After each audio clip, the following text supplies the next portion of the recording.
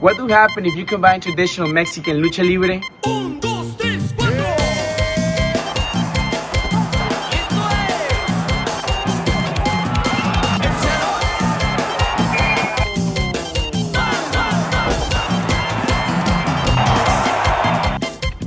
and American professional wrestling? Welcome to the jungle. We got fun and games. We got Tijuana. We don't want it. We are the people that can fight. Whatever you may need. We got your disease. Well, you get Lucha Libre Tijuanense.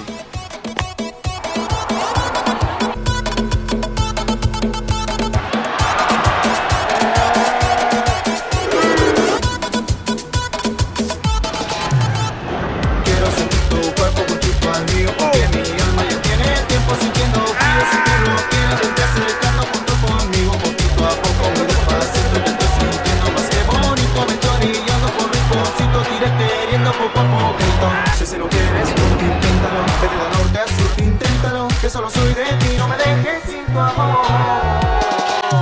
Lucha Libre Tijuanense is more than just a spectacle. It is a cultural blend born from its location on the border with the United States. Lucha Libre Tijuanense is fast-paced, intense, and of course, full of life, encapsulating everything that Tijuana stands for. Yet, Lucha Libre did not originate in Tijuana. Its roots trace back to the early 1900s, where professional wrestling first arrived in Mexico from Europe. At that time, the dominant style was Greco-Romanian wrestling, which emphasized strength, submissions, and technical skill. There were no high-flying maneuvers off the top of the rope, nor was there a narrative storyline. The focus remained strictly on the sport itself.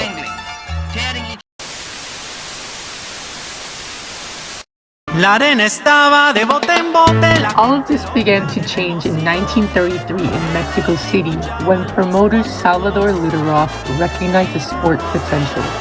He founded Mexico's first professional wrestling promotion, the Consejo Mundial de Lucha Libre, also known as CMLO, thereby alerting the trajectory of Lucha Libre and transforming it from a mere sport into a theatrical spectacle for the Mexican people.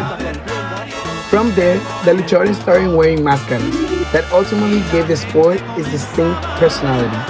Wrestlers began crafting their own backstories, rivalries, and alliances within the ring. Two different roles starting to emerge in the ring: the rudos and the técnicos. The rudos are the villains whom the crowd hates, while the técnicos are the heroes whom the crowd admires. These changes ensured that Mexicans did not just watch the fights, but rather live them. By passionately cheering for their favorite wrestlers, they gave Lucha Libre a soul. As Lucha Libre experienced exponential growth, it eventually expanded northward across Mexico. And thanks to a unique cultural collision that defines northern Mexico, the sport itself was profoundly influenced by its new environment. Core elements of Mexican Lucha Libre, such as the mask, the storyline, and the passion, merged with the American style, resulting in a faster, more dramatic, and more extreme form of wrestling. This fusion transformed Lucha Libre into a social experiment, demonstrating that life in the border represents a convergence of two worlds, ultimately enriching both nations. Today, Tijuana's Lucha Libre remains alive in venues such as the Auditorio Fausto Gutiérrez, Rancho Grande, and the Museo de la Lucha Libre in El Centro. In these places, the passion and tradition endure, along with, of course, the American tourists who help make this experience truly unique. These are venues where a passionate community gathers to cheer, enjoy, and of course, drink beer while enjoying a spectacular show.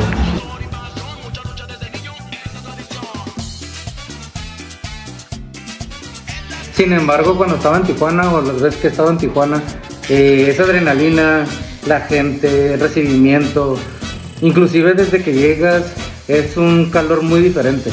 Se siente una emoción que yo creo que me quedaría corto con decirle algo maravilloso. Lucha Libre has spent nearly a century evolving and growing in popularity, transforming itself from a Greco-Romanian style of wrestling into a fusion of various fighting techniques. The result is a spectacle that unites communities, blending sport, entertainment, and culture, and creating a new community that no one could ever imagine, which reached such heights. Tijuana continues to grow. It continues to change, bringing people together to fight. Because Lucha Libre is Tijuana, and Tijuana is Lucha.